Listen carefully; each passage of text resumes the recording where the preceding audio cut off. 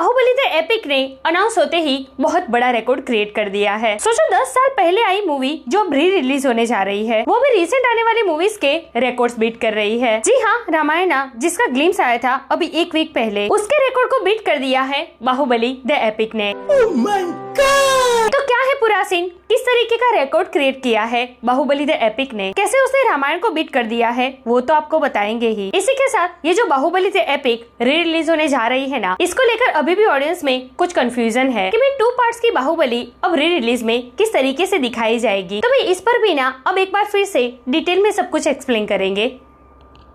Let's check it out. But I think last time he said he never want to leave Bahubali. The idea which he and Shobho has, like they don't never want to leave Bahubali. So something will happen for sure. Hey everyone, welcome to the film Bay में हिकता जानी। So the father of pan India movie Baahubali ने create कर दिया है एक बहुत बड़ा record. क्या? बाहुबली ने रामायण को बीट करते हुए एक और बड़ा रिकॉर्ड सेट कर दिया है, जिसको अब कोई बीट नहीं कर सकता। बाहुबली द एपिक अनाउंस होते ही बुक माई शो पर विदिन 21 आवर्स, ध्यान से सुनिएगा 21 आवर्स कह रही हूँ मैं, 24 नहीं, विदिन 21 आवर्स में 25,000 इंटरेस्ट गेन कर लिए हैं, जबकि रामायण को 25,000 इंटरेस्ट गेन करने में 24 आवर्स लगे थे। विदिन 24 आवर्स बाहुबली ने 29,000 इंटरेस्ट गेन किए हैं। आज सुबह तक वो 33,000 भी हो चुके होंगे और शाम तक शायद ये आंकड़ा 55,000 तक पहुँच जाएगा। तो भाई ये जलवा है बाहुबली का आफ्टर 10 ईयर्स। सोचो एक ऐसी मूवी जो 10 साल पहले आई थी, वो आज री रिलीज होकर रामायण के रिकॉर्ड को बीट कर रही है, जबकि रामायण के पास तो हिस्ट्री पावर है और बाहुबली एक फिक्शन स्टोरी है। ऊपर से रामायण एक फ्रेश कंटेंट है, ग्लोबल लेवल पर ये मूवी रिलीज होने जा रही है, जबकि बाहुबली कोई फ्रेश कंटेंट नहीं है। 10 साल पहले आई थी ये मूवी जो भी री रिलीज होने जा रही है और ये हाल है। भाई सोचो आज भी कितना क्रेज है बाहुबली का ऑल ओवर वर्ल्ड में। मतलब 10 साल पहले जब ये आई थी तब तो उसने कई सारे रिकॉर्ड्स बीट कर दिए थे, कई नए नए रिकॉर्ड क्रिएट किए थे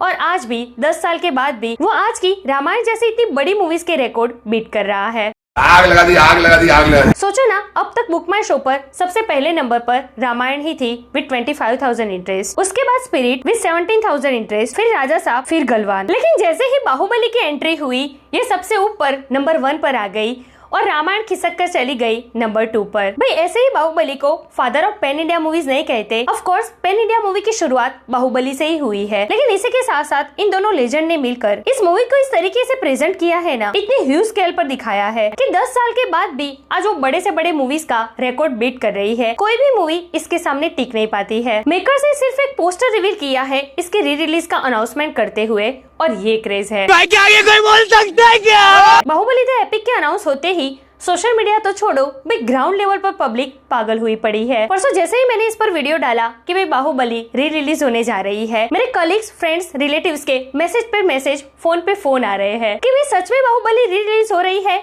या फिर इसका 3rd पार्ट आ रहा है।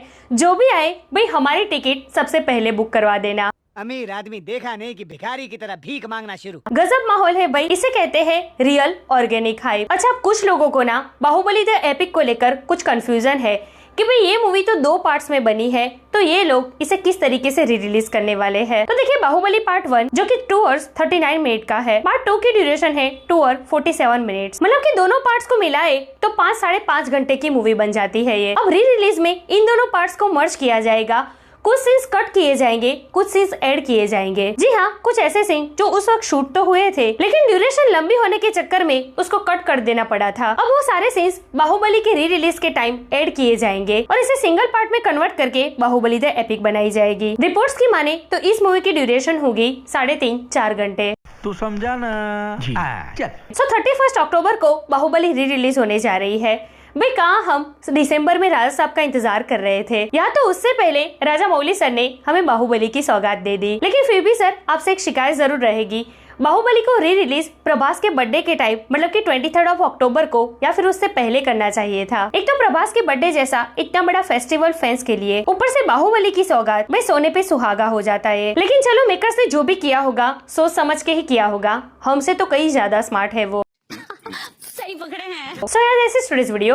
वैसे बाहुबली द एपिक के लिए आप कितने एक्साइटेड हो और क्या लगता है आपको कि ये मूवी अब री रिलीज के टाइम अपने डे 1 पर वर्ल्ड वाइड कितना कलेक्शन करेगी? कमेंट करके मुझे जरूर बताइए। इस अपडेट के लिए हमारे चैनल को प्लीज सब्सक्राइब कीजिए। मैं मिलूंगी आपसे अगली वीडियो में एक नई रिव्यू के साथ। तब तक प्लीज आपका बहुत ख्याल रखिएगा। जय हिंद। కథకుడిగా ఎంత రాసినా డైరెక్టర్గా ఎంత తీసినా అండి ఫైనల్గా మనం రాసిందంతా చేసిందంతా ఆడియన్స్కి రీచ్ అయ్యేది యాక్టర్ల ద్వారానే.